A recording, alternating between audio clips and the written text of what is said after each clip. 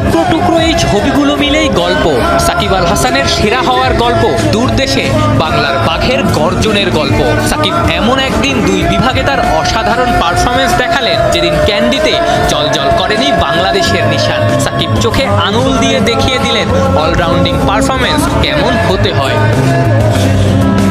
Dubai ক্যাপিটালসের হয়ে global super লিগের উদ্বোধনী ম্যাচে সাকিব যখন নামলেন 58 রানের 3 উইকেট হারিয়ে তার দল তখন ধুঁকছে। ভরসা করা যায় এমন নাম বলতে তখন সিদ্দিকুল্লাহ আর সাকিব। কিছুক্ষণ বাদে আফগান তরুণ ওপেনারও আউট। এরপর বাকিটা শুধুই সাকিব শো।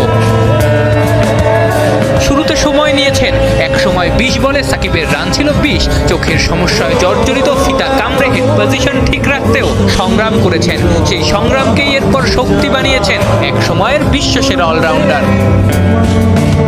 34 বলে 50 করেছেন, যে 50 তার টি-20 ক্যারিয়ারের 33তম 50। দিন শেষে অপরাজিত 37 বলে 58 রানে। গায়ানার ব্যাটিং বিরুদ্ধে কন্ডিশনেও স্ট্রাইক রেট 156। ব্যাটিং যেখানে শেষ করেছিলেন, বোলিংটা সেখান থেকেই শুরু করলেন। নিজের গড়া প্রথম বলেই উইকেট, এক বল বাদে আরও একটা। প্রথম 3 বলে 2 উইকেট নেয়া সাকিব প্রথম ওভারটা করেন মেইডেন, যেটা তার ক্যারিয়ারের 27তম মেইডেন। সুনীল নারিনের 31 মেইডেনের পর দ্বিতীয় সর্বোচ্চ টি-20 মেইডেনের কীর্তি টাইগার লেফট আর্মারের। পরের ওভারে আবারও সাকিব শো, সাকিবের থলেতে আরও একটা উইকেট। 50-র পর প্রথম 3 ওভারেই সাকিবের শিকার 3টা।